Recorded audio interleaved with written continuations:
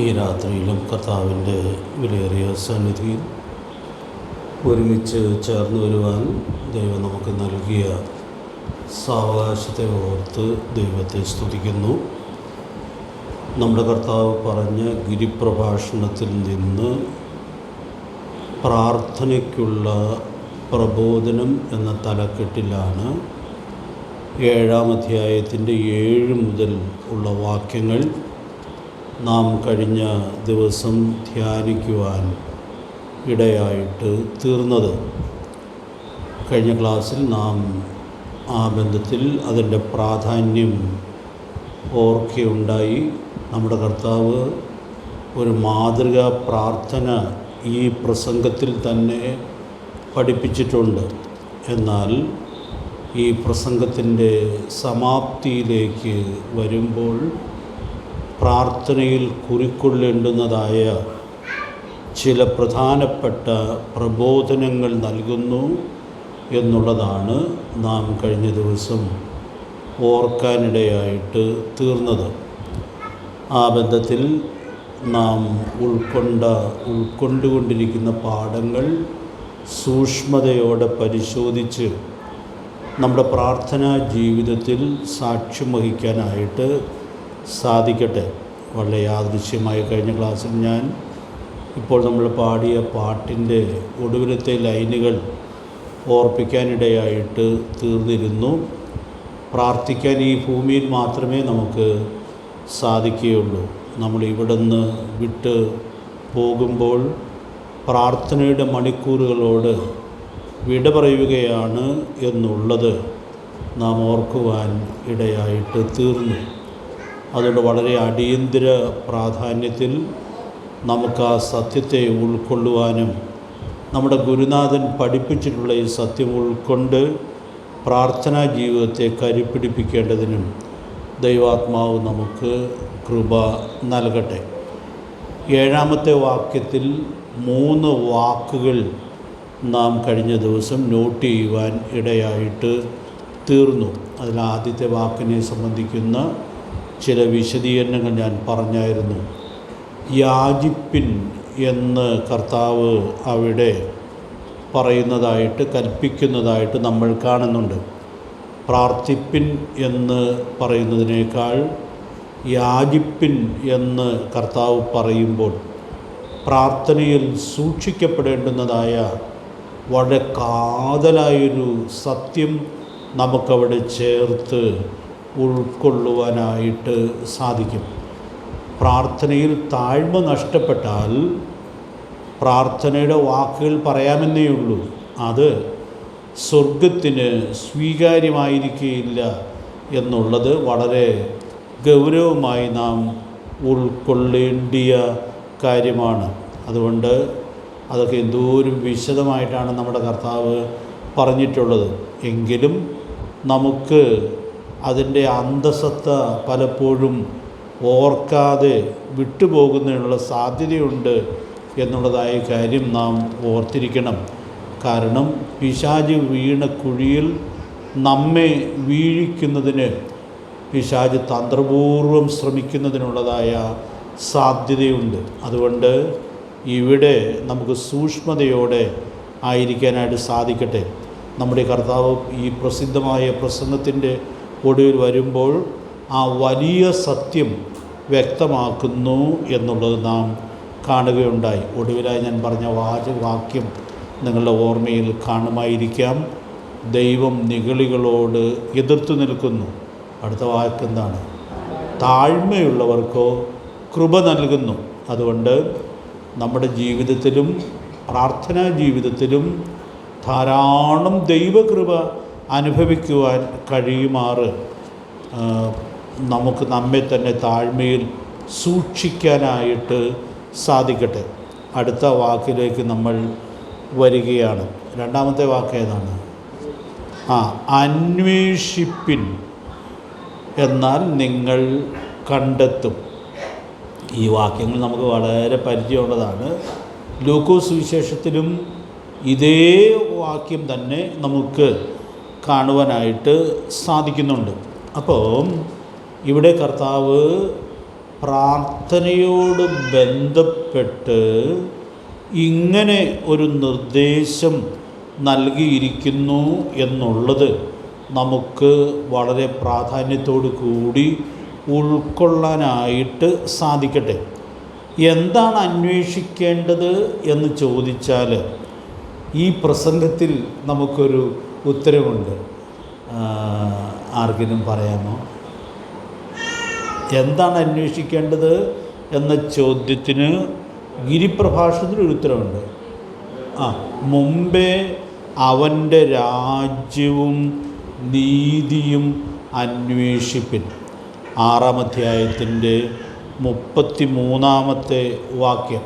അപ്പോൾ നമ്മുടെ കർത്താവ് ആ വാക്യം പറഞ്ഞിട്ട് ചുരുക്കം ചില വാക്യങ്ങൾക്ക് ശേഷമാണ് ഈ വാക്ക് ഈ പ്രബോധനത്തിൽ ഉൾക്കൊള്ളിക്കുന്നതായി നമുക്ക് ഉൾക്കൊള്ളാനായിട്ട് സാധിക്കുന്നത്. 6-ന്റെ 33-ാമത്തെ വാക്യത്തെക്കുറിച്ച് തന്നെ ഒരു വിശദീകരണവും പറയേണ്ടതായ ആവശ്യമില്ല. അത് നമ്മൾ സാമാന്യം വിശദമായിട്ട് ഉൾക്കൊള്ളുവാൻ ഇടയായിട്ട് തീർന്നതാണ്. പക്ഷേ ആ വാക്യം നമുക്ക് നൽകുന്ന ഒരു കാതലായ സന്ദേശമുണ്ട്. അവിടെ കർത്താവിൻ്റെ രാജ്യവും നീതിയും സൗകര്യം പോലെ അന്വേഷിക്കണമെന്നല്ലല്ലോ പറഞ്ഞിട്ടുള്ളത്. പിന്നെ എന്താ പറഞ്ഞിട്ടുള്ളത്? മുമ്പേ കർത്താവിൻ്റെ രാജ്യവും നീതിയും അന്വേഷിക്കണം. അപ്പോൾ നാം കൊടുക്കുന്ന പ്രയോറിറ്റിക്ക്, മുൻഗണനയ്ക്ക് വളരെ അധികം പ്രാധാന്യമുണ്ട്. അത് നമുക്കിവിടെ ഉൾക്കൊള്ളുവാനായിട്ട് സാധിക്കുകയാണ്. അത് നമ്മൾ ധാരാളം ചിന്തിക്കാറുള്ളതായ കാര്യമാണ്. അപ്പോൾ നാം എന്തിനു മുൻഗണന കൊടുക്കുന്നു എന്നുള്ളത് ഏറെ പ്രധാനപ്പെട്ട കാര്യമായിട്ടാണ് ഇരിക്കുന്നത്. നമുക്കറിയാം, ഈ പ്രസംഗമൊക്കെ നമ്മൾ ചിന്തിക്കുമ്പോൾ യഹൂദ്യ പശ്ചാത്തലം കൂടി ഉൾക്കൊണ്ട് വേണം നമ്മൾ ഈ പ്രസംഗം ചിന്തിക്കുവാൻ.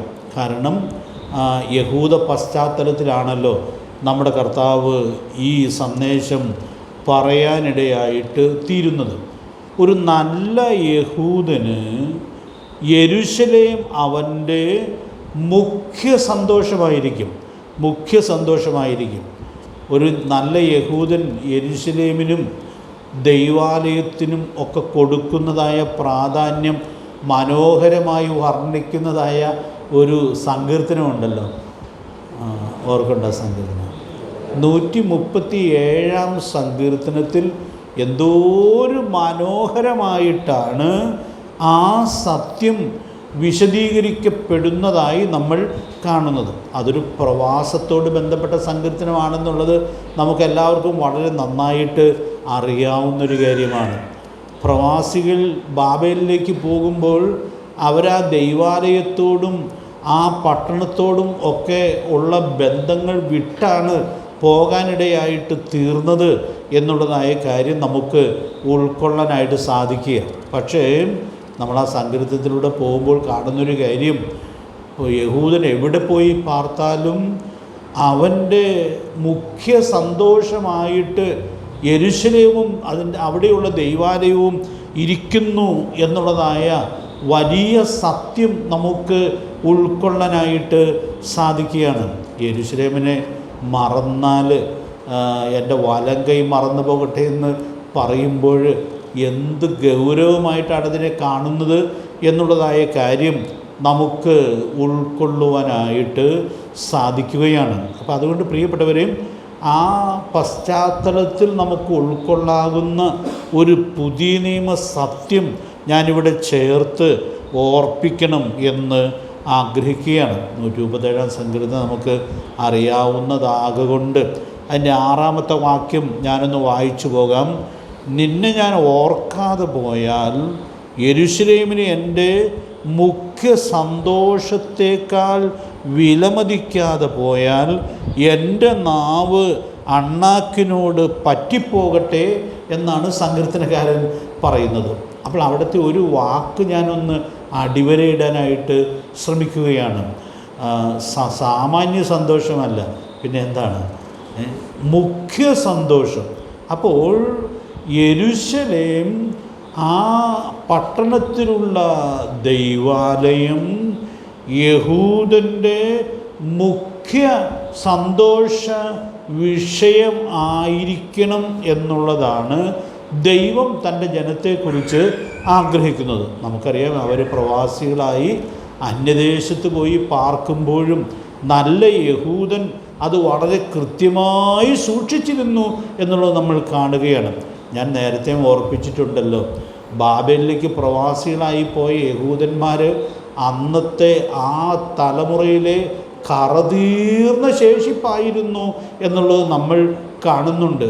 കാരണം അവരുടെ പാപത്തിന് ശിക്ഷിക്കപ്പെട്ടാണ് അവർ പോയത് എന്നിരിക്കലും അവിടെ ചെന്ന് ആ ശേഷിപ്പ് സൂക്ഷിച്ചതായ ആ സാക്ഷ്യം ഏത് കാലഘട്ടത്തിൽ ജീവിക്കുന്ന ദൈവത്തിൻ്റെ ശേഷിപ്പിനും മാതൃകയും പ്രചോദനവുമായിരിക്കുന്നു എന്നുള്ളത് നമുക്കവിടെ ഉൾക്കൊള്ളുവാനായിട്ട് സാധിക്കുന്നുണ്ട്. അപ്പോൾ ഞാൻ ഇവിടെ ഓർപ്പിക്കാനായിട്ട് ആഗ്രഹിക്കുന്നതായ കാര്യം, മുമ്പേ കർത്താവിൻ്റെ രാജ്യവും നീതിയും അന്വേഷിക്കുക എന്നുള്ളതായ ഈ സത്യം നമുക്ക് ഈ പശ്ചാത്തലത്തിൽ ഉൾക്കൊള്ളുമ്പോൾ അതിൻ്റെ പൊരുളായിരിക്കുന്ന സഭയോടുള്ളതായ ബന്ധവും മഹത്വവുമാണ് നമുക്കിവിടെ ഉൾക്കൊള്ളുവാനായിട്ട് സാധിക്കുന്നത്. യെരൂശലേമിൽ യഹൂദനുണ്ടായിരുന്ന ദൈവാലയം ദൈവസഭയുടെ ഒരു നിഴലായിരുന്നു എന്നുള്ളതായ കാര്യം ഞാൻ ഈ ക്ലാസ്സിൽ വ്യാഖ്യാനിച്ച് പഠിപ്പിക്കേണ്ട ആവശ്യമില്ല എന്ന് വിചാരിക്കുകയാണ്. നമ്മൾ ഏറ്റവും അധികം പറയാറുള്ളൊരു വാക്യം ഇവിടെ ഒന്ന് പരാമർശിക്കുന്നു. 1 തിമോഥെയോസ് 3-ാം അധ്യായത്തിൻ്റെ 15-ാമത്തെ വാക്യത്തിൽ, താമസിച്ചു പോയാലോ സത്യത്തിൻ്റെ തൂണും അടിസ്ഥാനവുമായി ജീവനുള്ള ദൈവത്തിൻ്റെ സഭയാകുന്ന ദൈവാലയത്തിൽ നടക്കേണ്ടത് എങ്ങനെയെന്ന് നീ അറിയേണ്ടതിന് ഇത് എഴുതുന്നു. ഇത് എഴുതുന്ന പൗലോസ് അപ്പോസ്തലൻ യഹൂദൻ്റെയും ഒരു പ്രതിനിധിയാണ്, ദൈവസഭയുടെയും പ്രതിനിധിയാണ്. അപ്പം അതുകൊണ്ട് ഈ നിഴലും പൊരുളും എത്രയോ മനോഹരമായിട്ടാണ് അവിടെ വ്യക്തമാക്കിയിരിക്കുന്നതായി നമ്മൾ കാണുന്നത്. അപ്പോൾ ഞാനിവിടെ ഓർപ്പിക്കാനായിട്ട് ആഗ്രഹിക്കുന്നതായ കാര്യം, ഒരു നല്ല യഹൂദൻ തൻ്റെ ആലയത്തെ ഇങ്ങനെ മുഖ്യ സന്തോഷമായി കാണാനിടയായിട്ട് തീർന്നു എങ്കിൽ, പ്രിയപ്പെട്ടവരെ, നമുക്ക് നൽകുന്ന വളരെ പ്രധാനപ്പെട്ടതായൊരു സന്ദേശം ഇവിടെ നമുക്ക് ഉൾക്കൊള്ളുവാനായിട്ട് സാധിക്കുകയാണ്. നമ്മെ കർത്താവ് ആക്കിയിരിക്കുന്ന സഭയുടെ മഹത്വം ഉൾക്കൊള്ളുവാനും കർത്താവിൻ്റെ സഭ നമ്മുടെ മുഖ്യ സന്തോഷമായിരിക്കുന്നു എന്നുള്ളത് സൂക്ഷ്മതയോടെ ഉറപ്പുവരുത്തുവാനും സാധിക്കട്ടെ. നമുക്കറിയാം, നമ്മുടെ സഭാജീവിതം ഏറ്റവും ദൈവത്തിന് പ്രസാദകരമായി തീരണം എന്ന് വരികിൽ ഈ വലിയ ഉൾക്കാഴ്ച നമുക്ക് താഴ്മയോടെ ഏറ്റെടുക്കാൻ ഉള്ളതായ വലിയ ആവശ്യകത ഉണ്ട്. നമുക്കറിയാം, ഭൂമിയിലുള്ള കർത്താവിൻ്റെ സഭ എന്നുള്ളത് കർത്താവിന് ഏറ്റവും വിലപ്പെട്ട പ്രിയപ്പെട്ട സ്ഥാപനമായിട്ടാണ് ഇരിക്കുന്നത്. അപ്പോസ്തലപ്രവൃത്തിയുടെ പുസ്തകം 20-ാം അധ്യായത്തിൻ്റെ 28-ാമത്തെ വാക്യം നമുക്ക് വായിക്കാതെ പരിചയമുണ്ട്. എങ്കിലും ഒന്നങ്ങ് വായിച്ചു പോകാം, എല്ലാം അങ്ങ് പറയണ്ട എന്ന് ഞാൻ കരുതുന്നു. ഒന്ന് വായിച്ചോളൂ. അവിടെ വായിക്കുന്നതിന് മുമ്പ് ഒരു വാചകം ഞാൻ പറഞ്ഞോട്ടെ. ആ വാചകം ഒത്തിരി പറയാറുള്ള വാചകമാണ്, എങ്കിലും ഒരിക്കൽ കൂടി ആവർത്തിക്കുകയാണ്.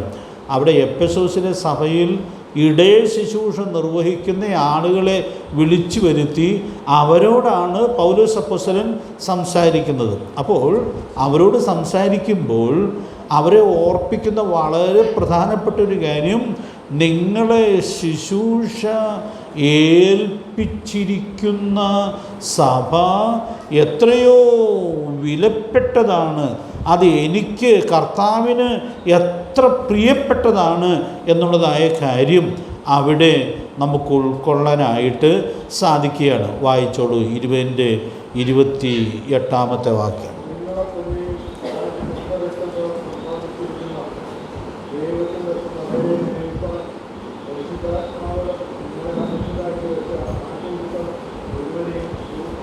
അപ്പോൾ അവിടെ എന്ത് കൃത്യമായിട്ടാണത് പറയുന്നത്? ആട്ടിൻകൂട്ടത്തെ, അർത്ഥാൽ സഭയെ സൂക്ഷിക്കുക എന്നുള്ളതായ വളരെ പ്രധാനപ്പെട്ട ഒരു ഉത്തരവാദിത്വം അവരെ ഓർപ്പിച്ച് ഉണർത്തുകയാണ്. അപ്പോൾ അവരെ ഓർപ്പിക്കുന്ന കാര്യം, നിങ്ങളെ സൂക്ഷിക്കാനായിട്ട് ഏൽപ്പിച്ചിരിക്കുന്ന ഈ ആട്ടിൻകൂട്ടം, എഫെസോസിലെ സഭ എത്രയോ കർത്താവിന് വിലപ്പെട്ടതായിരിക്കുന്നു എന്നുള്ളത് നമുക്ക് ആ പ്രയോഗത്തിൽ ഉൾക്കൊള്ളാനായിട്ട് സാധിക്കുക. നമ്മൾ ഒത്തിരി കേട്ട് പരിചയിച്ചതും ഞാൻ ഒത്തിരി പറഞ്ഞിട്ടുള്ളതുമായ കാര്യമെങ്കിലും ഒരു വാചകം കൂടി ഇവിടെ ചേർത്ത് ഓർപ്പിക്കുകയാണ്. ഈ ഭൂമിയിൽ കർത്താവിന് ഏറ്റവും പ്രിയപ്പെട്ടത് കർത്താവിൻ്റെ രക്തത്തിൻ്റെ സമ്പാദ്യമായ സഭയാണ്. അതുകൊണ്ട് കർത്താവിന് സഭയോടുള്ള സ്നേഹവും ജീവന് തുല്യമായിട്ടുള്ളതായ സ്നേഹമാണ്. അത് ഞാൻ വിശദീകരിക്കുവാനായിട്ട് ശ്രമിക്കുന്നില്ല. ഭർത്താവ് ഭാര്യയെ സ്നേഹിക്കണമെന്ന് എഫേസ്യ ലേഖനത്തിൽ, ആ സഭയ്ക്ക് എഴുതിയ ലേഖനമാണല്ലോ, ആ ലേഖനത്തിൽ അത് പ്രബോധിപ്പിക്കുമ്പോൾ ഇതെത്രയോ ഭംഗിയായിട്ടാണ് പറയുന്നത്. കർത്താവ് സഭയെ സ്നേഹിച്ചതുപോലെയാണ് ഭർത്താവ് ഭാര്യയെ സ്നേഹിക്കേണ്ടിയിരിക്കുന്നത്. എൻ്റെ ബാക്കി കാര്യങ്ങളിലേക്ക് ഞാൻ ഈ ക്ലാസ്സിൽ പോകാനായിട്ട് ശ്രമിക്കുന്നില്ല. അതുകൊണ്ട് പ്രിയപ്പെട്ടവരെ, കർത്താവിൻ്റെ സഭയോടുള്ളതായ സ്നേഹം എന്നുള്ളത് കർത്താവിന് വളരെ പ്രധാനപ്പെട്ട പ്രിയപ്പെട്ട കാര്യമായിട്ടാണ് ഇരിക്കുന്നത്. കർത്താവിനോടുള്ള സ്നേഹം കർത്താവിന് പ്രധാനപ്പെട്ടതാണെന്നുള്ളത് നാം ചിന്തിക്കാറുണ്ട്. പത്രോസിനോട് ഒരിക്കൽ കർത്താവ് ചോദിച്ച ചോദ്യം നമ്മൾ ആവർത്തിച്ച് ഓർക്കാറുണ്ട്, നീ ഇവരെക്കാൾ അധികമായിട്ട് എന്നെ സ്നേഹിക്കുന്നുണ്ടോ? ആ കർത്താവ് അവിടെ ചോദിച്ച് 3 വട്ടം ചോദിച്ച് അത് ഉറപ്പാക്കുന്നു എന്നുള്ളത് നമ്മൾ കാണുകയാണ്. അപ്പം അതുകൊണ്ട് ഞാൻ ചേർത്തൊന്ന് പറഞ്ഞോട്ടെ, കർത്താവിനെ സ്നേഹിക്കുന്നവർക്ക് കർത്താവിൻ്റെ മുഴുവൻ സ്നേഹവും നൽകപ്പെട്ടതായ സഭയെ സ്നേഹിക്കാതിരിക്കാനായിട്ട് സാധിക്കുകയില്ല. ഇത് രണ്ടും ചേർന്ന് പോകുന്ന വളരെ അനുഗ്രഹീതമായിട്ടുള്ളതായ കാര്യമാണ്. ഈ സത്യത്തിലേക്ക് വിരൽ ചൂണ്ടുന്ന സഭയെക്കുറിച്ചുള്ള നമ്മുടെ പുസ്തകത്തിൽ ഇത് വളരെ വിശദീകരിച്ചിട്ടുള്ളതാണ്. അപ്പോൾ നിങ്ങളിൽ പലർക്കും അത് പരിചയമുണ്ടായിരിക്കും എന്ന് ഞാൻ കരുതുകയാണ്. മത്തായി സുവിശേഷം 13-ാം അധ്യായത്തിൻ്റെ 44-45 വാക്യങ്ങളിലൊക്കെ ഈ വലിയ സത്യത്തെ വെളിപ്പെടുത്തുന്ന 2 ഉപമകൾ കർത്താവ് പറയുന്നതായിട്ട് നമ്മൾ കാണുന്നുണ്ട്. ആ ഉപമ ഒത്തിരി വിശദീകരണമില്ലാത്ത ഉപമയാണ്. ഓരോ വാക്യത്തിലും ഓരോ ചെറിയ ഉപമകൾ കർത്താവ് വെളിപ്പെടുത്തിയിരിക്കുന്നു എന്നുള്ളത് നമുക്ക് വായിക്കാനായിട്ട് കഴിയും. നമുക്ക് 2 വാക്യം ഒന്നങ്ങ് വായിച്ചു മാത്രം പോകാം, ഒത്തിരി വിശദീകരണത്തിലേക്ക് പോകേണ്ടതില്ല എന്ന് ഞാൻ കരുതുന്നു. മത്തായി സുവിശേഷം 13-ാം അധ്യായത്തിൻ്റെ 44-45 വാക്യങ്ങൾ വായിച്ചോളൂ.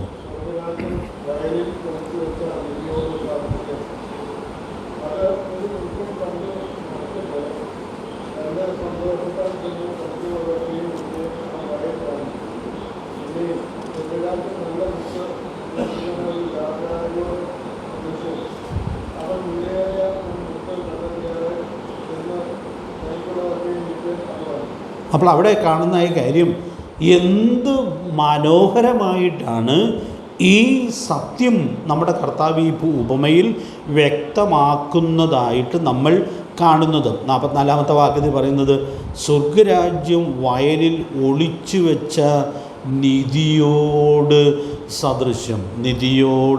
സദൃശ്യം. അതൊരു മനുഷ്യൻ കണ്ട് മറച്ചിട്ട് തൻ്റെ സന്തോഷത്താൽ ചെന്ന് തനിക്കുള്ളതൊക്കെയും വിറ്റ് ആ വയൽ വാങ്ങി. വയലിന് വേണ്ടി വാങ്ങിയതല്ല, പിന്നെയും അതിലുള്ള നിധിയെ കണ്ട് വാങ്ങി. അതുകൊണ്ട് ഞാൻ ഈ വാക്യം മുമ്പിൽ വെച്ച് ഒരു സത്യം ഓർപ്പിക്കട്ടെ. ഈ ഭൂമിയിൽ കർത്താവിൻ്റെ സഭ എന്നുള്ളത് കർത്താവിൻ്റെ നിധിയായിട്ടാണ് ഇരിക്കുന്നത്. അടുത്ത വാക്യത്തിലെ ഉപമയിൽ കർത്താവ് അത് വിലപ്പെട്ടൊരു മുത്തിനോട് സാദൃശ്യപ്പെടുത്തിയിരിക്കുന്നു എന്നുള്ളത് നമുക്കിവിടെ ഉൾക്കൊള്ളുവാനായിട്ട് സാധിക്കുകയാണ്. ആ മുത്തും ആ നിധിയൊക്കെ സമ്പാദിച്ച വഴി അവിടെ പറയുമ്പോൾ തനിക്കുള്ളതെല്ലാം വിറ്റ് ആ വയൽ വാങ്ങി. പ്രിയപ്പെട്ടവരെയും കർത്താവ് സഭയുടെ മഹത്വം കാണുമ്പോൾ, സഭയുടെ ആ ശ്രേഷ്ഠതയെ കാണുമ്പോൾ, നാം എപ്പിസോഡ് 27 വായിക്കുന്നത് പോലെ കർത്താവ് സഭയ്ക്ക് വേണ്ടി തന്നെത്താൻ ഏൽപ്പിച്ച് കൊടുക്കുകയായിരുന്നു. അതിനേക്കാൾ വലുതൊന്നും കൊടുക്കാനായിട്ടില്ല. അതാണ് ഏറ്റവും വലുതായി കൊടുക്കാനായിട്ടുള്ളത്. അതുകൊണ്ട് പ്രിയപ്പെട്ടവരെ, ഞാൻ ഓർപ്പിക്കാൻ ആഗ്രഹിക്കുന്ന കാര്യം, ഒരു സഭ കറ ചുളുക്കമൊന്നും ഇല്ലാതെ തനിക്ക് തന്നെ തേജസ്സോടെ സഭയെ മുൻനിർത്തേണ്ടതിനു വേണ്ടി കർത്താവ് തന്നെത്താൻ അവൾക്ക് വേണ്ടി ഏൽപ്പിച്ചു കൊടുത്തു എന്നുള്ളത് എത്രയോ മനോഹരമായിട്ടുള്ളതായൊരു സത്യമാണ്. അതുകൊണ്ട് ഞാൻ ഇവിടെ ഓർപ്പിക്കാനായിട്ട് ആഗ്രഹിക്കുന്നതായ കാര്യം, കർത്താവിൻ്റെ സഭ അതിൽ തന്നെ എത്രയോ വിശേഷപ്പെട്ട നിധിയായി മുത്തായി ഇരിക്കുന്നു എന്നുള്ളത് നമുക്കിവിടെ ഉൾക്കൊള്ളുവാനായിട്ട് സാധിക്കുകയാണ്. അതുകൊണ്ട് ഞാൻ ഇന്ന് രാത്രിയിൽ ഓർപ്പിക്കാനായിട്ട് ആഗ്രഹിക്കുന്നതായ കാര്യം, ദൈവത്തിൻ്റെ സഭയുടെ മഹത്വം, അതിൻ്റെ പ്രാധാന്യവും ശ്രേഷ്ഠതയും നമുക്ക് തിരിച്ചറിയാൻ സാധിച്ചാൽ ഇനി ഞാൻ ഇങ്ങനെ പറയട്ടെ, മുമ്പേ നമ്മൾ കർത്താവിൻ്റെ രാജ്യവും നീതിയും നിശ്ചയമായിട്ടും അന്വേഷിക്കും. അങ്ങനെ നമ്മളിപ്പോൾ അന്വേഷിക്കുന്നില്ലെങ്കിൽ ഈ കാഴ്ച നമുക്ക് ഉണ്ടായിട്ടില്ല എന്നാണ് അത് വ്യക്തമാക്കുന്നത്. അതുകൊണ്ട് പ്രിയപ്പെട്ടവർ, ഞാൻ ഇന്ന് രാത്രിയിൽ ഓർപ്പിക്കാനായിട്ട് ആഗ്രഹിക്കുന്നത്, നമുക്ക് കർത്താവിൻ്റെ സഭയിൽ ഉൾപ്പെടാൻ സാധിച്ചു എന്നുള്ളത് വലിയൊരു പദവിയായിട്ട് നമുക്ക് കണക്കാക്കാം. സ്വർഗത്തിലെ ദൈവം നാം കൂടെ ഓർക്കാറുള്ളതുപോലെ ലോകസ്ഥാപനത്തിന് മുമ്പേ കണ്ട് നമ്മെ തിരഞ്ഞെടുത്ത് ഇതിൽ ഉൾപ്പെടുത്തി എന്നുള്ളത് എല്ലാ വിനയത്തോടും കൂടെ നമുക്ക് ഓർക്കാം. നമ്മെ കൊണ്ടുവന്നിരിക്കുന്ന സ്ഥാനത്തിൻ്റെ മഹത്വം നമുക്ക് തിരിച്ചറിയാം. അത് തിരിച്ചറിഞ്ഞ് കർത്താവിൻ്റെ കാര്യങ്ങൾക്ക് വേണ്ടി കർത്താവിൻ്റെ സഭയ്ക്ക് കൊടുക്കേണ്ടുന്ന മുൻഗണന കൊടുത്ത് എൻ്റെയും നിങ്ങളുടെയും ജീവിതം നാം സൂക്ഷിക്കുന്നു എന്നുള്ളത് എല്ലാ ഗൗരവത്തിലും ഉൾക്കൊള്ളത്തക്കവണ്ണം ദൈവത്തിൻ്റെ പരിശുദ്ധാത്മാവ് നമുക്ക് ധാരാളം ദൈവകൃപ നൽകട്ടെ. അതുകൊണ്ട് ഞാൻ ഇങ്ങനെ ഓർപ്പിക്കുന്നു, നാം ഈ പ്രാധാന്യം തിരിച്ചറിയുവാൻ ഇടയായിട്ട് തീർന്നാൽ, ഈ മുൻഗണന തിരിച്ചറിയുവാൻ ഇടയായിട്ട് തീർന്നാൽ, നമ്മുടെ പ്രാർത്ഥനയിലും മുൻഗണന ഏത് കാര്യത്തിനായിരിക്കും? ഇനി പറയാനൊരു വിഷമം തോന്നരുത്, സഭയുടെ കാര്യങ്ങൾക്ക് ആയിരിക്കും. അതുകൊണ്ട് പ്രിയപ്പെട്ടവരെ, എല്ലാറ്റിലും മുഖ്യ സന്തോഷ വിഷയമായി നമ്മെ കർത്താവാക്കിയിരിക്കുന്ന സഭയെ കാണുവാനും, സഭയുടെ കാര്യം നമ്മുടെ മുഖ്യ വിഷയമായിരിക്കുവാനും, അത് നമ്മുടെ ഏറ്റവും പ്രധാനപ്പെട്ട പ്രാർത്ഥനാ വിഷയമായിരിക്കുന്നു എന്നുള്ളത് സൂക്ഷ്മതയോടെ ഉറപ്പുവരുത്തുവാനും സാധിക്കേണ്ടിയിരിക്കുന്നു. ഞാൻ ഇന്ന് പകൽ വചനം ധ്യാനിച്ചപ്പോൾ കർത്താവ് മത്തായി 6:33 പറഞ്ഞ കാര്യം ഇവിടെ ഒന്ന് ചേർത്ത് ഓർക്കാനിടയായി തീർന്നു. അതെനിക്കൊരു ആവേശമായിട്ടാണ് തോന്നിയത്. മത്തായി 6:33 കർത്താവ് പറഞ്ഞു, മുമ്പേ അവൻ രാജ്യവും നീതിയും അന്വേഷിപ്പിൻ, അതോടുകൂടെ എന്തൊക്കെ കിട്ടും? ഇതൊക്കെയും നിങ്ങൾക്ക് കിട്ടും. ആ ഇതൊക്കെയും ഏതാണെന്നും നമുക്ക് നന്നായിട്ടറിയാം. എന്ത് തിന്നും, എന്ത് കുടിക്കും, എന്ത് ഉടുക്കും എന്ന് പറഞ്ഞാൽ പ്രാഥമികമായ ജീവിതത്തിൻ്റെ ആവശ്യങ്ങൾ ഈ കാര്യം ചെയ്താൽ കർത്താവ് തരാമെന്ന് വാഗ്ദത്തം ചെയ്തിട്ടുണ്ട്. ഞാൻ ഈ സീരീസ് ക്ലാസ്സുകളിൽ വളരെ വിശദമായി പറഞ്ഞിട്ടുള്ളൊരു കാര്യമാകൊണ്ട് ഇവിടെ 2-3 വാചകമേ പറയാനായിട്ട് ആഗ്രഹിക്കുന്നുള്ളൂ. നമുക്കറിയാം, കർത്താവിൻ്റെ സഭയിൽ കർത്താവ് നൽകിയിട്ടുള്ള 3 കൃപാവരങ്ങൾക്ക് ഒരു പ്രത്യേകതയുണ്ട്, ഒരു വിശേഷതയുണ്ട്. നിങ്ങളോട് ചോദിക്കാനായിട്ട് ഞാൻ ശ്രമിക്കുന്നില്ല, ഞാനങ്ങ് പറഞ്ഞ് പോവുകയാണ്. 3 കൃപാവരങ്ങളോട് ചേർത്ത് ഉപജീവനം കൂടി പറഞ്ഞിട്ടുള്ളതായ കൃപാവരങ്ങളാണ്. ഉപജീവനം കൂടി പറഞ്ഞിട്ടുള്ളതായ കൃപാവരങ്ങളാണ്. നമുക്കറിയാം, ഒരു സുവിശേഷകൻ എന്നുള്ള കൃപാവരം ദൈവം നൽകുമ്പോൾ സുവിശേഷം അറിയിക്കുന്നവർക്ക് സുവിശേഷത്താൽ എന്ത് ചെയ്യാനുള്ള അവകാശമുണ്ട്. സുവിശേഷത്താൽ ഉപജീവിക്കാനുള്ളതായ അവകാശം കർത്താവ് കൊടുത്തിട്ടുണ്ട്. നന്നായി ഭരിക്കുന്ന മൂപ്പന്മാരെ, വിശേഷാൽ വചനത്തിനും ഉപദേശത്തിനും അധ്വാനിക്കുന്നവരെ തന്നെ ഇരട്ടി മാനത്തിന് യോഗ്യരായി എണ്ണണം. എന്ന് പറഞ്ഞാൽ ഈ ശുശ്രൂഷയിൽ ഉപജീവനം വാഗ്ദത്തം ചെയ്യപ്പെടുന്നതായി നമ്മൾ കാണുന്നുണ്ട്. ദൈവവചനം പഠിപ്പിക്കുന്ന കൃപാവരത്തോടുള്ള ബന്ധത്തിലും വചനം പഠിപ്പിക്കുന്നവന് എല്ലാ നന്മയിലും ഓഹരി കൊടുക്കണം. അപ്പോൾ ഈ 3 കൃപാവരങ്ങളിൽ ഉപജീവനം ചേർത്ത് പറഞ്ഞിരിക്കുന്നു എന്നുള്ളത് വളരെ പ്രധാനപ്പെട്ടതായ ഒരു കാര്യമാണ്. സാന്ദർഭികമായിട്ടൊരു വാചകം പറഞ്ഞോട്ടെ. നമ്മളിപ്പോൾ വായിക്കുന്ന പോർഷനിൽ ദാവീദ് ദൈവത്തിന് കൊടുത്ത കാര്യം ഇന്ന് രാവിലെ ഞങ്ങൾ വായിക്കാനായിട്ട് ഇടയായി തീർന്നു. നിങ്ങളൊക്കെ വായിച്ച് കാണും എന്ന് ഞാൻ കരുതുകയാണ്. പല രാജ്യങ്ങളെയൊക്കെ ആക്രമിച്ചു ഒത്തിരി സമ്പത്തുമൊക്കെ കൊണ്ടുവന്നു. പിന്നെ തൻ്റെ ആ വിജയത്തിൻ്റെ വഴിയിൽ ഒരു രാജാവ് പാരിതോഷികമായിട്ട് കുറേ അധികം സമ്പത്ത് കൊടുക്കുവാനും ഇടയായിട്ട് തീർന്നു. എന്നെ അത്ഭുതപ്പെടുത്തിയത് ഈ സമ്പത്തെല്ലാം ദാവീദ് എന്ത് ചെയ്തു?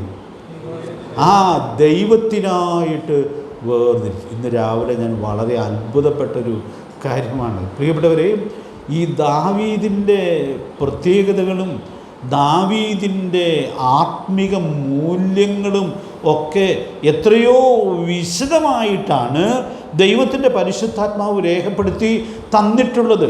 ഈ മനുഷ്യനെക്കുറിച്ച് ദാവീദ് തൻ്റെ തലമുറയിൽ ദൈവത്തിൻ്റെ ആലോചനയ്ക്ക് ശുശ്രൂഷ ചെയ്തു എന്ന് ദൈവാത്മാവ് രേഖപ്പെടുത്തുമ്പോൾ എങ്ങനെ രേഖപ്പെടുത്താതിരിക്കാൻ പറ്റും?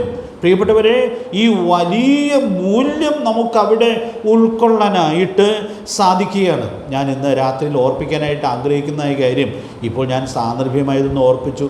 ആ ഓർമ്മയിൽ വന്നപ്പോൾ ഇന്ന് രാവിലെ വായിച്ച കാര്യം ഒന്ന് പറഞ്ഞു എന്ന് മാത്രമേ ഉള്ളൂ. അപ്പോൾ ഇവിടെ ഞാൻ ഓർപ്പിക്കാൻ ആഗ്രഹിക്കുന്ന കാര്യം, ഈ കൃപാവരങ്ങൾ നന്നായി ഉപയോഗിക്കുന്ന ആളുകൾക്കുള്ള ഉപജീവനം വാഗ്ദത്തം ചെയ്യപ്പെട്ടിരിക്കുന്നു എന്നുള്ളത് എത്രയോ വലിയൊരു കാര്യമാണ്. ഇനി ഞാനൊരു സ്റ്റേറ്റ്മെൻറ്റ് പറയുകയാണ്. ഈ തലമുറയിൽ കർത്താവിൻ്റെ സഭയോട് ചേർന്നുള്ള ശുശ്രൂഷയുടെ വഴിത്താരയിൽ കോടാനുകോടി കുടുംബങ്ങൾ ഇന്നും ഉപജീവിക്കുവാൻ ഇടയായിട്ട് തീരുന്നുണ്ട്. നമ്മുടെ കർത്താവ് പറഞ്ഞ വാക്കുകൾ എത്രയോ ശരിയാണ്. മുമ്പേ കർത്താവിൻ രാജ്യവും നീതിയും അന്വേഷിക്കുക എന്നുള്ളത് അതിൽ തന്നെ എത്രയോ മഹത്തരമായൊരു കാര്യമാണ്.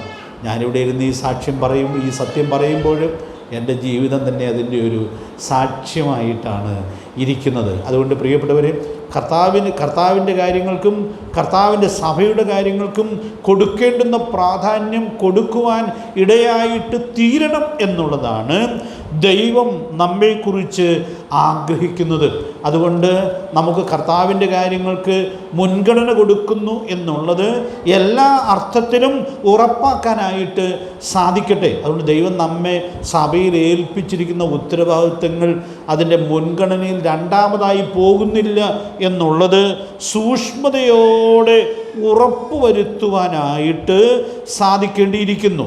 ദൈവാത്മാവ് നമുക്ക് ധാരാളം ദൈവകൃപ നൽകട്ടെ. അതുകൊണ്ട് സഭ നമ്മുടെ മുഖ്യ വിഷയം ആയിരിക്കട്ടെ, മുഖ്യ സന്തോഷം ആയിരിക്കട്ടെ. നമ്മുടെ പ്രാർത്ഥനയിലും നമ്മൾ ഉൾപ്പെട്ടു നിൽക്കുന്നതായ പ്രാദേശിക സഭ ഏറ്റവും പ്രധാനപ്പെട്ടൊരു കാര്യമായിരിക്കുന്നു എന്നുള്ളത് എല്ലാ സൂക്ഷ്മതയിലും ഉറപ്പുവരുത്തുവാനായിട്ട് സാധിക്കട്ടെ. ഇനി നമ്മൾ ധാരാളം ചിന്തിച്ചിട്ടുള്ളൊരു വേദഭാഗം ഞാനൊന്ന് കണക്ട് ചെയ്ത് അവിടെ നിന്ന് മുമ്പോട്ട് പോകാമെന്ന് ആഗ്രഹിക്കുകയാണ്. വെളിപ്പാട് 2-3 അധ്യായങ്ങളിൽ 7 സഭകൾക്കുള്ള ദൂതുകളുണ്ട്.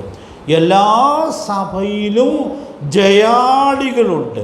എല്ലാ സഭയിലും ജയാളികളുണ്ട്. ജയിക്കുന്നവനെന്നുള്ള പ്രയോഗവും ജയിക്കുന്നവന് കൊടുക്കുന്നതായ പ്രതിഫലവും എല്ലാ ദൂതുകളിലും വ്യക്തമാക്കുന്നതായി നമ്മൾ കാണുന്നുണ്ട്. ഞാനവിടെ എന്നെ ഒത്തിരി പ്രചോദിപ്പിച്ചിട്ടൊരു സത്യം ഒന്ന് എടുത്ത് പറഞ്ഞോട്ടെ. ചില സഭകളൊക്കെ പൊതുവെ അത്ര നല്ല നിലവാരം പുലർത്താത്ത സഭകളായി നമ്മൾ വെളിപ്പാട് 2-3 അധ്യായങ്ങളുള്ള സഭകളിൽ കാണുന്നുണ്ട്. പാപമൊക്കെ അംഗീകരിക്കപ്പെട്ടതും അനുവദിക്കപ്പെട്ടതുമായ തുയത്തേര പോലുള്ള സഭയെക്കുറിച്ചൊക്കെ നമുക്ക് വായിക്കാനായിട്ട് കഴിയുന്നുണ്ട്. പക്ഷേ അവിടെയും ജയാളികളെ നമ്മൾ കാണുന്നുണ്ട്. അതുകൊണ്ട് ഞാൻ ഇന്ന് രാത്രി ഓർപ്പിക്കുകയാണ്, ഒരു സഭ ഇനി അത്ര നന്നായിട്ടല്ല പോകുന്നതെങ്കിൽ പോലും ഒരു സഭാംഗത്തിന് ആഴമായ സമർപ്പണം ദൈവസന്നിധിയിൽ സൂക്ഷിച്ച് ജയാളിയായിട്ട് ഇവിടെ ജീവിക്കുവാനായിട്ട് സാധിക്കണം എന്നുള്ളതാണ് സ്വർഗത്തിലെ ദൈവം നമ്മെക്കുറിച്ച് ആഗ്രഹിക്കുന്നത്. അതുകൊണ്ട് പ്രിയപ്പെട്ടവരെ, നമ്മുടെ ഈ ജീവിതത്തിൽ ചുരുക്കം വർഷങ്ങൾ കർത്താവിൻ്റെ സഭയോട് ബന്ധപ്പെട്ട് നാം ആയിരിക്കുമ്പോൾ അവിടെ നാം ജയാളികളായി തീരുന്നു എന്നുള്ളത്, അതിനുള്ള പ്രതിഫലം ഇവിടെ ആദരവുണ്ടെന്നുള്ളത് ഞാൻ വിസ്മരിക്കുന്നില്ല. പക്ഷേ അതിനേക്കാൾ ഉപരിയായിട്ട് ആ ജയാളികൾ കർത്താവിൻ്റെ സന്നിധിയിലാണ് ആദരിക്കപ്പെടാനായിട്ട് പോകുന്നത്. അപ്പോൾ മുമ്പേ കർത്താവിൻ്റെ രാജ്യവും നീതിയും അന്വേഷിച്ച് മുമ്പേ കർത്താവിൻ്റെ കാര്യം നോക്കി കർത്താവിൻ്റെ സഭയോട് ബന്ധപ്പെട്ട ഉത്തരവാദിത്തങ്ങൾ വിശ്വസ്തമായി നിർവഹിക്കപ്പെടുവാൻ ഇടയായിട്ട് തീരുന്നത് നമ്മുടെ നിത്യതയുടെ മുഖച്ഛായ മാറ്റുവാൻ മുഖാന്തരമായിട്ട് തീരും. അതുകൊണ്ട് പ്രിയപ്പെട്ടവരും, ഇവിടെ ഉപജീവനം ഉണ്ടെന്നുള്ളത് മാത്രമല്ല, നിത്യതയിലും അതിൻ്റെ മഹത്വം നമുക്ക് കാണാൻ സാധിക്കും. അപ്പം നഷ്ടം നിത്യതയിലെയും കൂടെ നഷ്ടമായിരിക്കും എന്നുള്ളത് എത്രയോ ഗൗരവമായി ഉൾക്കൊള്ളേണ്ടിയിരിക്കുന്നു. അതുകൊണ്ട് കർത്താവിൻ്റെ സഭ നമ്മുടെ മുഖ്യ സന്തോഷമായിരിക്കട്ടെ, അത് നമ്മുടെ മുഖ്യ പ്രാർത്ഥനാ വിഷയം ആയിരിക്കട്ടെ. അതുകൊണ്ട് കർത്താവ് പറയുകയാണ്, അന്വേഷിപ്പിൻ കണ്ടെത്തും. നാം കർത്താവിനെ അന്വേഷിക്കേണ്ടവരെ അന്വേഷിക്കുമെങ്കിൽ കർത്താവിൻ്റെ സഭയുടെ മഹത്വം തിരിച്ചറിയാനും അതിനുവേണ്ടി നമ്മുടെ ജീവിതത്തെ വിനിയോഗിക്കുന്നതിനുള്ളതായ വലിയ ഉൾക്കാഴ്ചയിലേക്ക് അത് നമ്മെ നയിക്കുവാൻ ഇടയായിട്ട് തീരും. മൂന്നാമത്തെ വാക്കുകൂടി ഞാൻ ഒന്ന് ചേർത്ത് പറഞ്ഞ് ആ പാഠം ഉപസംഹരിക്കാം എന്ന് ആഗ്രഹിക്കുകയാണ്. മൂന്നാമത്തെ വാക്ക് നമുക്ക് കുറച്ചുകൂടി പരിചയമുള്ള വാക്കാണ്, മുട്ടുവിൻ തുറക്കപ്പെടും. അപ്പോൾ ഈ വാക്കുകൾ നമുക്ക് നല്ല പരിചയമുള്ള വാക്കുകളാണ്. ഈ വാക്ക് നമ്മുടെ കർത്താവ് ഒരു ഉപമയിൽ മനോഹരമായിട്ട് വിശദീകരിക്കുന്നുണ്ട്. ലൂക്കോസ് സുവിശേഷം 11-ാം അധ്യായത്തിൻ്റെ 7, 8, 9 വാക്യങ്ങളിലൊക്കെ വളരെ മനോഹരമായൊരു ഉപമ നമ്മുടെ കർത്താവ് പറയുന്നുണ്ട്. ആ ഉപമയിലേക്ക് വന്ന് സവിസ്തരമായൊരു വിശദീകരണത്തിന് വേണ്ടി ഞാൻ മുതിരുന്നില്ല. ഞാനിന്ന് ഈ ഉപമയിൽ വന്നപ്പോൾ നമ്മോടുകൂടി ഒത്തിരി വർഷം ഉണ്ടായിരുന്ന കർത്താവിൻ്റെ ദാസൻ കുര്യാക്കോസ് സാറിനെ ഞാൻ ഓർക്കാനിടയായിട്ട് തീർന്നു. ഈ ഉപമയിൽ നിന്ന് അദ്ദേഹം എത്രയോ യോഗങ്ങളിൽ പ്രസംഗിച്ച് ഞാൻ തന്നെ കേൾക്കുവാൻ ഇടയായിട്ട് തീർന്നിട്ടുണ്ട്. അതുകൊണ്ട് ഈ ഉപമ വായിക്കുമ്പോഴൊക്കെ അദ്ദേഹത്തെക്കുറിച്ചൊരു ഓർമ്മ എൻ്റെ മനസ്സിൽ വരാറുണ്ട്, ഇന്നും വന്നു. അത് നമ്മൾക്ക് അതിന് ഒരു വാക്യം മാത്രം ഒന്ന് വായിക്കാം. ലൂക്കോസ് സുവിശേഷം 11-ാം അധ്യായം അതിൻ്റെ 8-ാമത്തെ വാക്യം.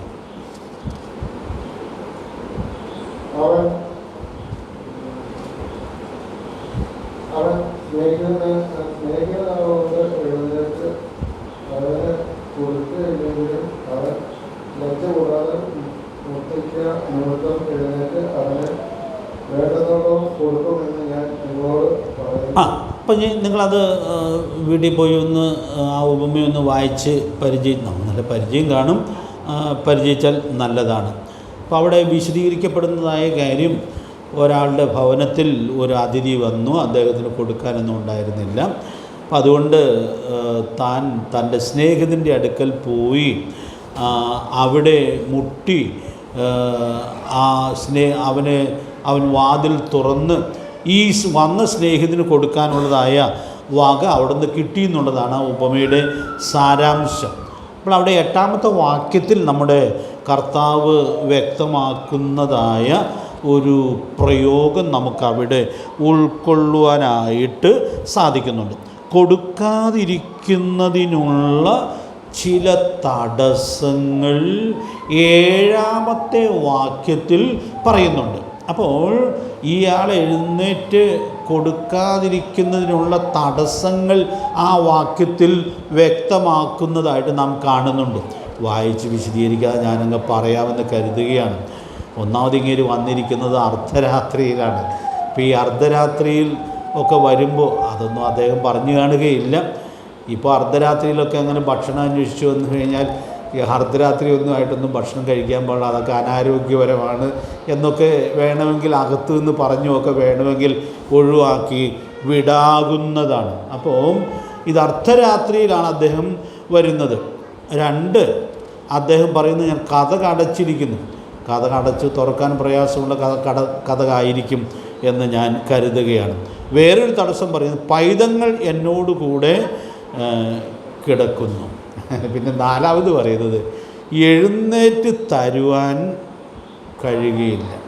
ഞാനെന്ത് പോയാലും ഇത് വായിച്ചപ്പോൾ ഓർത്ത് ഈ 4ാമത്തെ വാക്ക് കേട്ടാൽ പിന്നെ നമ്മളാരും അവിടെ നിൽക്കാൻ യാതൊരു സാധ്യതയും ഇല്ല. ഇനി ഇവിടെ കാത്തു നിൽക്കുക പൊക്കളയാം എന്ന് അത് മുഴുവൻ കേട്ട് നിൽക്കാൻ പോലും നമുക്ക് സാധിക്കും എന്നെനിക്ക് തോന്നുന്നില്ല. അതുകൊണ്ടാണ് ഈ ഉപമ കർത്താവ് പ്രാർത്ഥനയുള്ള ബന്ധത്തിൽ ഇങ്ങനെ ഓർപ്പിക്കുവാൻ ഇടയായിട്ട് തീർന്നത്. കാരണം പ്രാർത്ഥനയിൽ നമ്മൾ മടുത്തു പോകുന്നതിനുള്ള സാധ്യത വളരെയധികമാണ്. അപ്പോൾ ഈ ഉപമയിൽ പറഞ്ഞ കാര്യം ഒന്ന് സങ്കല്പിച്ചാൽ ഇദ്ദേഹം പിന്നെയും അവിടെ നിന്ന് മുട്ടി എന്നുള്ളത് ഒരസാധാരണമായ ദീർഘക്ഷമയായിട്ടാണ് നമുക്ക് ഉൾക്കൊള്ളുവാനായിട്ട് സാധിക്കുന്നത്. അപ്പം അതുകൊണ്ട് ഈ കാര്യം പറഞ്ഞിട്ട് കർത്താവ് ആ മനോഹരമായ ആശയം എത്ര ഭംഗിയായിട്ടാണ് വെളിപ്പെടുത്തുന്നതായിട്ട് നമ്മൾ കാണുന്നത്. അദ്ദേഹം സ്നേഹിതനാകൊണ്ട് എഴുന്നേറ്റ് അവന് കൊടുക്കയില്ലെങ്കിലും, സ്നേഹിതനാണ് ഇവന് കൊടുക്കാതിരിക്കാൻ പറ്റുകയില്ല എന്നുള്ളത് കൊണ്ട് കൊടുക്കയില്ല എങ്കിലും അവിടെ കർത്താവ് പറയുകയാണ് ലജ്ജ കൂടാതെ മുട്ടിക്ക നിമിത്തം എഴുന്നേറ്റ് അവന് വേണ്ടുന്നിടത്തോളം കൊടുക്കും എന്ന് ഞാൻ നിങ്ങളോട് പറയുന്നു. അപ്പോൾ ലജ്ജ കൂടാതെ മുട്ടുക എന്നുള്ളതായ ആ വലിയ സത്യം നമുക്കിവിടെ ഉൾക്കൊള്ളുവാനായിട്ട് സാധിക്കുകയാണ്. ഞാനിന്ന് ഈ വചനത്തോടെ പോയപ്പോൾ ഓർത്തു, ഈ പ്രാർത്ഥന എന്ന് പറയുന്നത് സ്വർഗത്തിൻ്റെ വാതിലിൽ മുട്ടാനുള്ളതായ വളരെ പ്രധാനപ്പെട്ടൊരു ഉപാധിയാണ്. നമ്മൾ ഈ ഭൂമിയിലിരുന്നാണ് പ്രാർത്ഥിക്കുന്നത്, പക്ഷേ സ്വർഗത്തിൻ്റെ വാതിലിൽ മുട്ടുന്നതായ വളരെ അനുഗ്രഹീതമായൊരു ശുശ്രൂഷയായിട്ടാണ് ഇത് ഇരിക്കുന്നത്. അതുകൊണ്ട് പ്രിയപ്പെട്ടവരെ, ഇതെന്തൊരു വലിയ പദവിയാണ്. പ്രാർത്ഥിക്കാനായിട്ട് നമുക്കുള്ള സാധ്യതയും അതിനുള്ളതായ അവകാശവും ദൈവം തന്നിട്ടുണ്ട് എന്നുള്ളത് നമുക്ക് ലഭിച്ചിട്ടുള്ള എത്രയോ വലിയ പദവിയാണ്. എബ്രായ ലേഖനമൊക്കെ നമ്മൾ വായിക്കുമ്പോൾ നമുക്കറിയാം, മഹാപുരോഹിതന് ആണ്ടിലൊരിക്കൽ മാത്രം പ്രവേശിക്കുന്നതായ ആ അതിപരിശുദ്ധ സ്ഥലത്തേക്ക്, ആ കൃപാസനത്തിങ്കിലേക്ക് നമുക്ക് എപ്പോൾ വേണമെങ്കിലും അടുത്ത് ചെല്ലാവുന്ന വലിയ സ്വീകാര്യതയാണ് സ്വർഗത്തിലെ ദൈവം നൽകിയിട്ടുള്ളത്. അതുകൊണ്ട് കരുണ ലഭിപ്പാനും തത്സമയത്ത് സഹായത്തുള്ള കൃപ പ്രാപിപ്പാനുമായി നാം ധൈര്യത്തോടെ കൃപാസനത്തിന് അടുത്ത് ചെല്ലുക. ഞാൻ ഒത്തിരി വിശദീകരിക്കേണ്ട ആവശ്യമില്ലല്ലോ.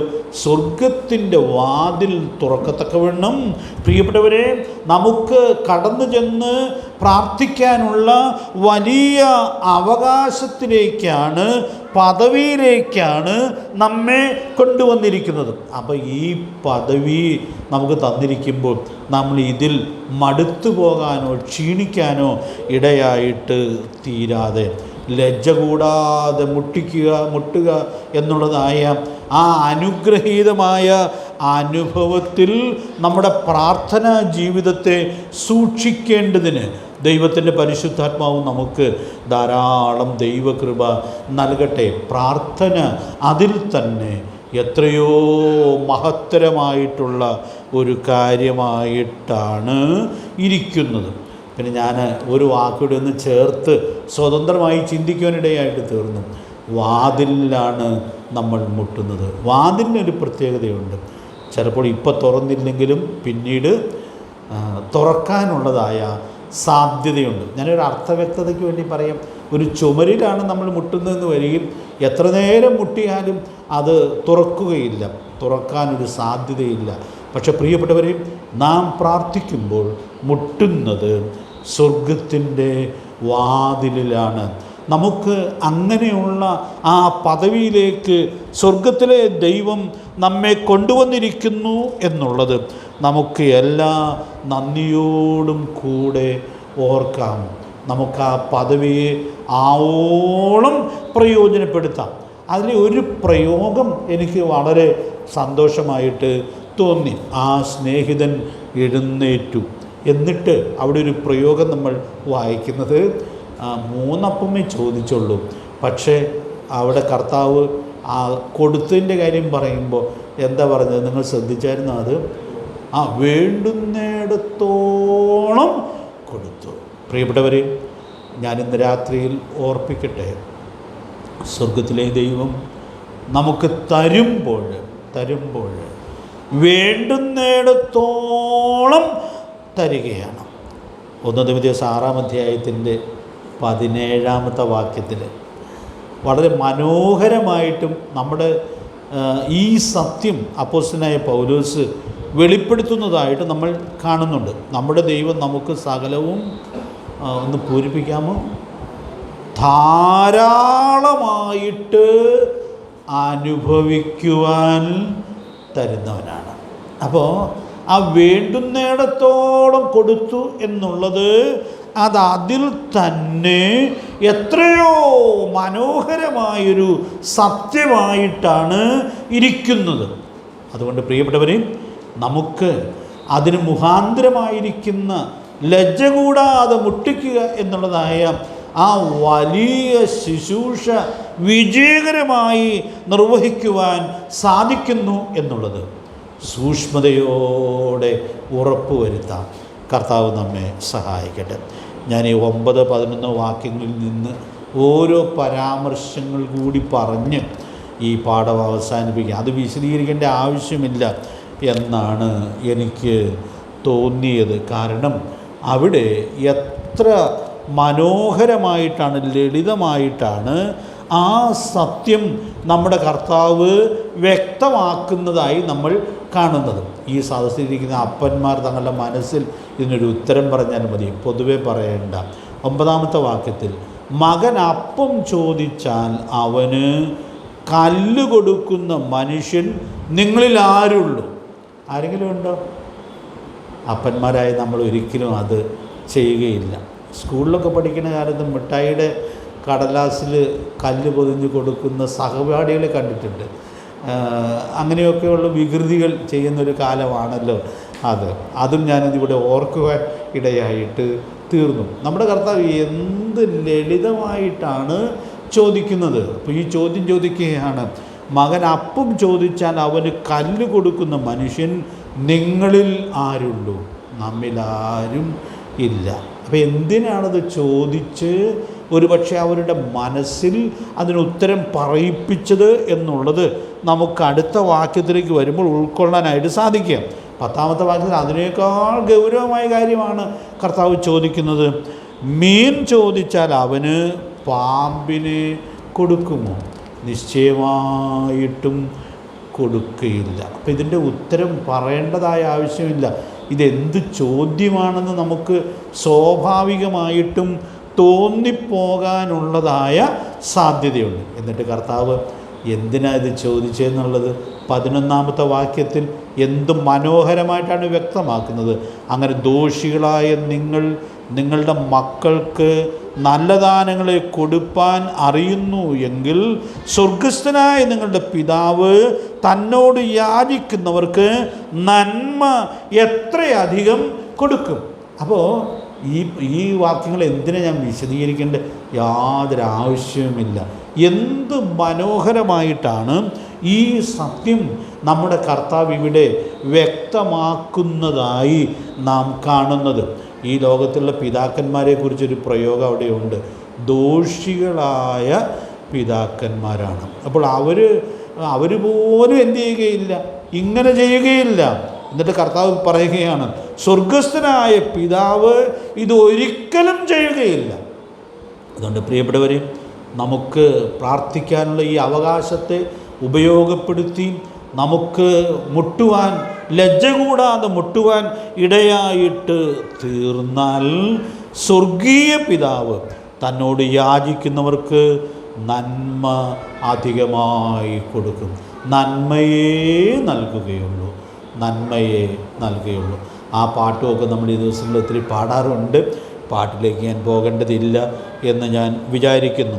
1 തിമോഥെയോസ് 6:15 വാക്യം ഒന്ന് പരാമർശിച്ച് ഞാൻ ഈ പാഠം അവസാനിപ്പിക്കാം. അവിടെ നമ്മുടെ കർത്താവിനെ നമുക്കെല്ലാം മനപ്പാടം അറിയാം വാക്യം.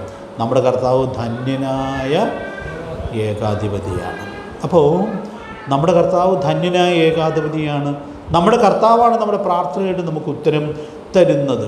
ധന്യനായ ഏകാധിപതി തനിക്ക് ഇഷ്ടമുള്ളതൊക്കെ ചെയ്യും. പക്ഷേ ധന്യനായ ഏകാധിപതി ചെയ്യുന്നതെല്ലാം എന്തായിരിക്കും? എല്ലാം നന്മയായിരിക്കും. അതുകൊണ്ട് കുറേയേറെ അധികം പ്രാർത്ഥിച്ചു ഒത്തിരി ദോഷങ്ങൾ വന്നുകൂടി എന്ന് ആരും പറയേണ്ടതായിട്ട് വരികയില്ല. അതുകൊണ്ട് പ്രിയപ്പെട്ടവർ, നമ്മുടെ കർത്താവ് പ്രാർത്ഥനയെക്കുറിച്ച് നൽകിയതായ ഈ പ്രബോധനത്തിൽ ഉൾക്കൊള്ളുന്നതായ മൂല്യങ്ങൾ നമുക്ക് ഉൾക്കൊണ്ട് ഇത് പ്രായോഗികമാക്കി പ്രാർത്ഥനയിൽ ഉറ്റിരിക്കത്തക്കവണ്ണം സ്വർഗത്തിലെ ദൈവം നമുക്ക് ധാരാളം ദൈവകൃപ നൽകട്ടെ. അതുകൊണ്ട് നമ്മുടെ കർത്താവിയുടെ ഈ പ്രബോധനം നമുക്ക് ആവർത്തിച്ച് നൽകിയിരിക്കുന്നതിൻ്റെ പ്രാധാന്യം തിരിച്ചറിഞ്ഞ് ഈ നാളുകളിൽ നമുക്ക് ഇതിൽ ഉറ്റിരിക്കുവാൻ സ്വർഗത്തിലെ ദൈവം ധാരാളം ദൈവകൃപ നൽകട്ടെ. നമ്മുടെ കർത്താവിൻ്റെ ഈ പ്രസംഗം അതിൽ തന്നെ എത്രയോ മനോഹരമായിരിക്കുന്നു. നമുക്ക് ഈ വചനങ്ങളെ കേട്ട് ചെയ്യുന്ന ബുദ്ധിമാന്മാരായിട്ട് ഈ തലമുറയിൽ ജീവിക്കുവാൻ, സാക്ഷ്യം വഹിക്കുവാൻ സ്വർഗത്തിലെ ദൈവം നമുക്ക് ഏവർക്കും ധാരാളം ദൈവകൃപ നൽകട്ടെ. കർത്താവിൻ്റെ വിലയേറിയ നാമം വാഴ്ത്തപ്പെടുമാറാകട്ടെ.